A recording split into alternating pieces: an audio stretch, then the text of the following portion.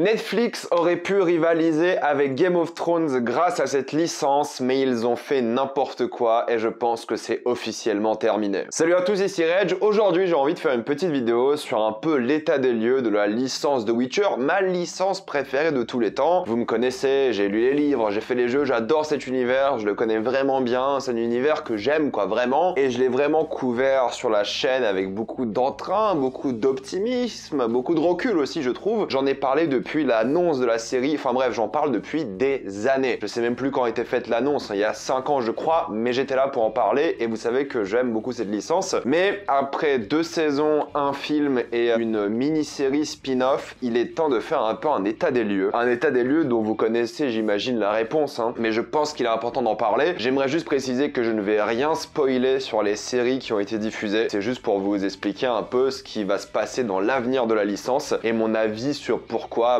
il est officiellement condamné. Il faut savoir que c'est une vidéo que j'ai envie de faire depuis un moment maintenant, c'est la vérité, mais j'attendais la sortie de la série Blood Origin pour en parler. Parce qu'évidemment, la sortie de Blood Origin allait beaucoup influencer mon discours et ce que j'allais dire sur cette licence, parce que c'est quand même une série qui sort dans l'univers de The Witcher. J'en ai parlé il y a 2 jours sur la chaîne, juste à la miniature vous avez mon avis, mais je vous incite quand même à aller voir cette vidéo pour plus de détails. Ça n'allait pas du tout. Il n'y a rien qui allait et on voit déjà un peu les faiblesses au fait de la saga Netflix sur la plateforme. Et il y a un truc qui est assez évident tout de même, c'est que lorsqu'ils n'adaptent pas les livres de Andrzej Sapkowski, c'est catastrophique. Les meilleurs épisodes de la série principale sont ceux adaptés des livres. Parce qu'en vrai, en termes de visuel, en termes de mise en scène, mis à part quelques moments assez horribles, on se rappelle tous du fameux dragon, mis à part ces moments-là, l'histoire est plutôt solide, je trouve, les personnages sont plutôt bien foutus, et les acteurs sont, je trouve, excellents. En termes de casting, c'est très bien. Ils ont pour moi raté aucun casting, ou presque. Mais encore une fois, les meilleures histoires sont celles qui sont directement presque copier-coller des livres en fait. Les meilleures répliques sont celles des livres, les meilleures intrigues sont celles des livres, les meilleurs moments sont ceux des livres, voilà, il n'y a pas de compétition là-dessus. Et c'est ça qui est dérangeant, c'est le potentiel au fait. C'est ça que je disais en intro, c'est que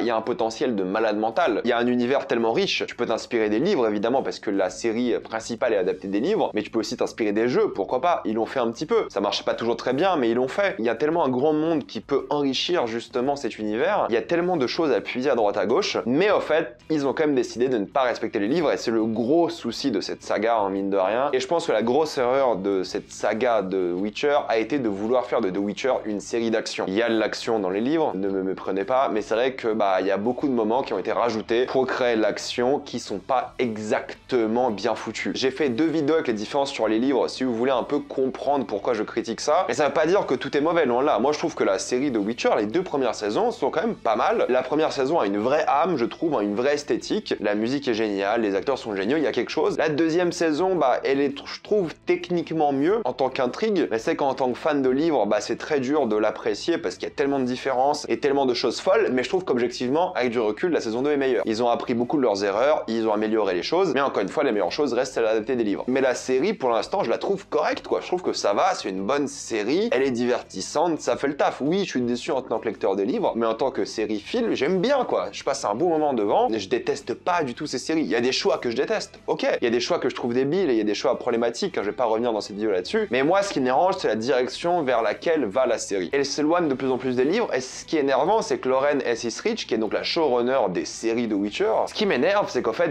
elle connaît bien l'univers. En fait, elle connaît bien l'univers, et elle comprend bien les personnages, et elle comprend plein de choses. Et quand tu l'entends en interview, elle a des arguments qui se tiennent vraiment bien. Par contre, quand il s'agit des différences avec les livres, là, elle dit plus rien. Et ça explique pas pourquoi il y a certaines différences. C'est ça le problème, c'est qu'ils ont voulu faire leur fanfiction de Witcher au lieu de respecter l'univers et les livres. Et je parle pas des quotas, parce qu'il y a plein de gens qui m'ont dit ça sur ma dernière vidéo, les quotas, les personnes de couleur, des choses comme ça. Non, ça on s'en branle. C'est le respect de l'univers, en fait, qui est problématique sur les choix, sur les monstres, sur des choses comme ça, quoi. Et c'est ça le pire, c'est qu'elle comprend les personnages et comprend les livres, elle les a bien lus, elle saisit l'idée du truc, mais elle décide de quand même faire sa fanfiction. Et il y a toute cette polémique qui sont arrivées très récemment, avec apparemment tous les scénaristes de The Witcher qui n'aiment pas les livres. Et évidemment, le gros truc, c'est que la série n'adaptait tellement pas bien les livres que Henry Cavill, l'acteur principal, c'est du jamais vu pour une série, de l'histoire des séries pour cette envergure-là. L'acteur principal a décidé de se barrer, quoi. Il en avait tellement ras le cul que la série ne respecte pas le livre, les livres qui sont d'après moi très qualitatifs, qui s'est barré, quoi. Et on en est là, en fait. Rendez-vous compte. Et ça, c'est un vrai problème. Et ils sont en train de répéter un peu toutes les erreurs qu'on a vues dans ce genre d'univers, en fait. On prend l'exemple de Blood Origin. Blood Origin ne sert à à rien. Blood Origin sert juste à expliquer quelques éléments qui n'avaient pas besoin d'explication dans l'intrigue principale et qu'ils ont inventé. En plus de ne même pas parler de la qualité désastreuse de Blood Origin, qui est une série catastrophique. Et je parle pas des livres parce que c'est pas du tout adapté le livre pour le coup, mais je parle juste en termes de qualité pour une série, c'est catastrophique. Mais cette volonté de faire des spin-offs de partout. Il y a apparemment un spin-off sur les rats avec Siri qui est en préparation. Pourquoi faire? C'est une vraie question qu'il faut se poser.